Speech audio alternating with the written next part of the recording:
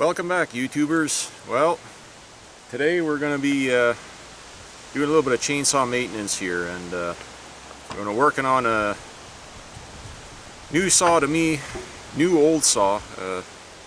We're going to get right at it here, so not going to delay. Here we go. Okay guys, what we got here is a very minty 272 XP. And it's all OEM, all original. And the serial number I think puts it at like a 97 or 98. I believe it's a 1998. So pretty much the last year or two production run of these saws. So this is a unmolested survivor, so to speak. It's a low hour saw that I picked up here. Don't think this saw saw a whole lot of run time. It was definitely a full-blown logging saw and not used in that capacity, so it came out like I say, it survived in very good shape. The plastic top cover is barely even faded here, just a little tiny bit here, but overall it's in really nice shape, so not banged up, beat up or anything like that. One thing I will say is it was when I got it, I've run it a few times. It seemed like it was pretty low on compression because I think the ring was not hung up, but stuck or gummed up from just sitting for so many years or run very lightly that I don't even know if I didn't take the top end off. I just pulled the plug out and looked through the spark plug hole, and the cylinder is literally spick and span. They're not a scuff or scrub. Very clean, very clean saw. When I first started and ran it here, the muffler, well, anything that sits for a while, it's got that funky, almost mothball smell or musty smell, or so. It's been sitting on the shelf for quite a while. So since I run it a few times, it seems like the compression's come up quite a bit in it. So I think everything's just so gummed up from sitting. The old two-stroke mix oil is just varnished all the stuck to all the, cylinder or whatever, just got glazed over, and I don't know if it's ever going to come around. I might have to pull the top end at some point and break the glaze on the cylinder and maybe put a new piston ring in it or something if it even needs that. So, but anyways, today's project is I'm just going to pull the bar and chain off here. The bar's got some burr on the bottom, and it's very crappy cutting, and the chain's a bit dull. It's almost brand new. It's a Stihl RS, which I'm not real crazy about because I prefer Oregon chain. I might have a good Oregon chain here that I can throw on, but we'll dress this bar, as they say, or whatever. I gotta take the burr off it and check to see how bad it's grooved, and I don't think so. This bar seems in pretty good shape. So, but anyways, we'll be back here in a second. Okay, we're gonna get this bar and chain off here. I'm sorry if the sun is shining kind of into the camera, so I don't know how well this is gonna turn out, but we're gonna try here. The only bad thing about these old 200 series saws is they had the front chain tensioner. Your chain tensioner screws between the bar and your bucking spike here, or plate, your skid plate. So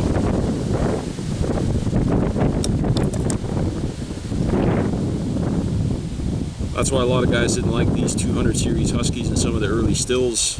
Everybody likes the 372 over the 272 because of the side tensioner, but all these 200 series were front tensioner mount along with the Johnson Red 600 series, like your 625, 630, 670s. They're all based on the same crankcase platform, basically, just the different top ends and the carburetor intake setups.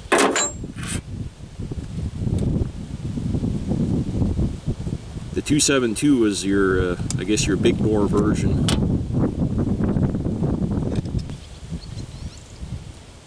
Yeah, well, gunky, but the mechanicals look like brand new in here, so not a big deal.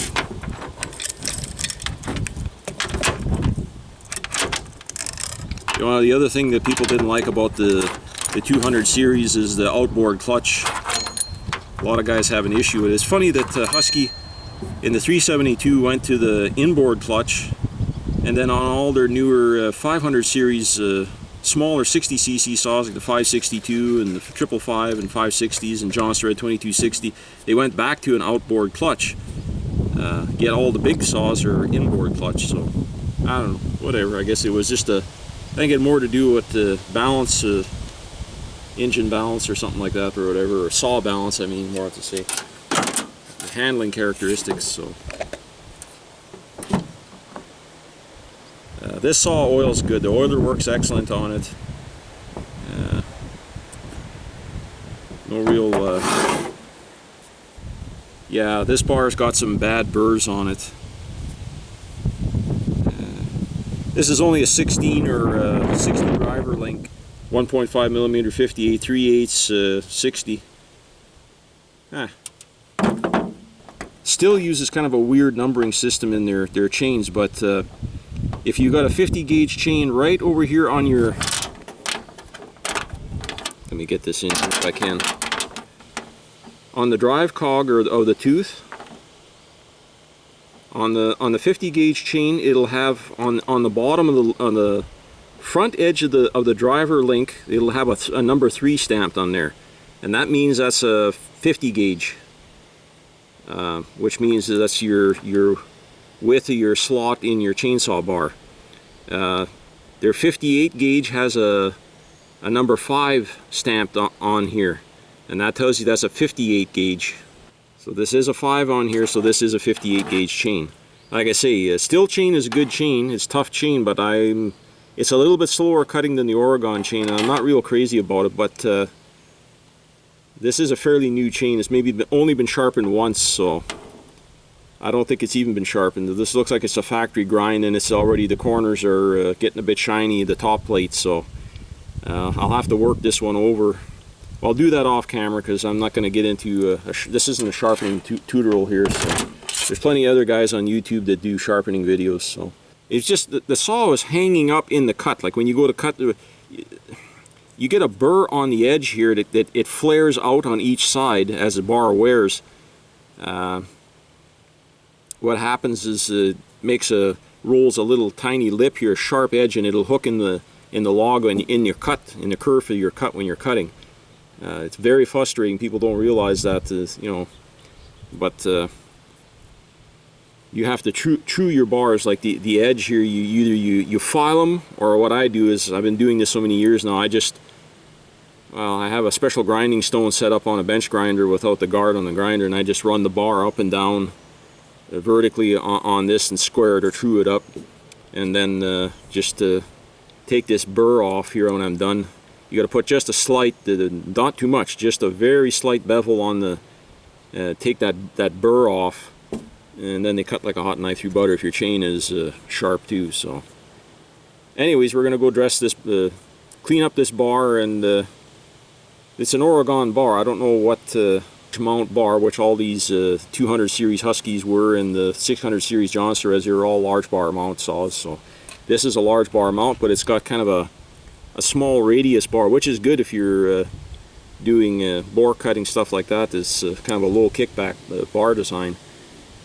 Why a lot of the new bars now, they're going back to a larger radius nose, which actually adds more what do you call it, kickback zone in your bar, which I don't particularly care for. So these narrow point or narrow nose bars they're actually good for doing bore cutting. So I'm going to clean this up a bit. Like I say, we're going to deburr this bar and then clean the saw up and give it another once over. Like I say, I've run it a couple times. I've got this was an Achilles heel of these saws. One of my front rubber anti-vibes here is, I see, is a little bit crushed, and the other one on the other side here I think is actually torn. So it's a little bit floppy. I mean, it's good enough for now. I'm not going to run it a whole bunch. I just got the saw shortly, not long ago. I just want to run the saw, you know, a little more and you know, vet it, so to speak. When I first got it, I couldn't hardly get it to hold an idle or whatever, because I guess the carburetor was just plain gummed up, you know. So it was enough that you'd get it going and it would run, but it wouldn't run very good. Now now that it's run a bit, it's run in. At some point I'm coming, like I say, I'll go in and do a little more deeper service work, change these rubber anti-vibes, which was the weak point on these saws, especially if you run in this part of the world where I am. Everybody runs in pretty much 18 or 16 inch bars, a lot shorter stuff, so it's not an issue. But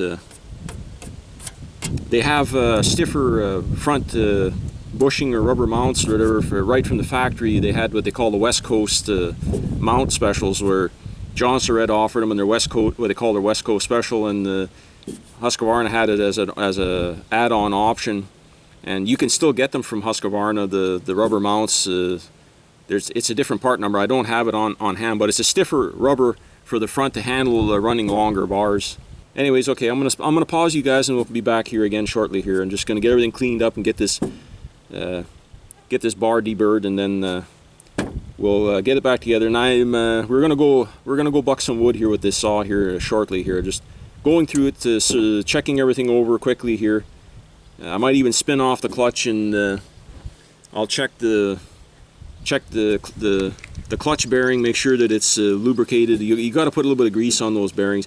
These saws have a greaser hole on the end of the crankshaft here, so that you can those chainsaw greasing guns, those little pump guns or whatever for greasing the nose tip on your bar. You can use them over here. You put them in the end of the crankshaft, and don't give them too much, just 1 or 2 light pumps or whatever, and it greases your little needle bearing here for your clutch. A lot of guys don't know that or can't be bothered or too lazy to do it, and you'll burn up you bugger up your clutch drum, and you bugger up the bearing. And if in worst case scenario, I've seen some where they literally bugger up all the crankshaft itself. So at that point the saw is, well, it's just a part saw or whatever. But anyways, this one feels fine. Anyways, okay guys, I'm gonna go take care of this, and we'll be right back.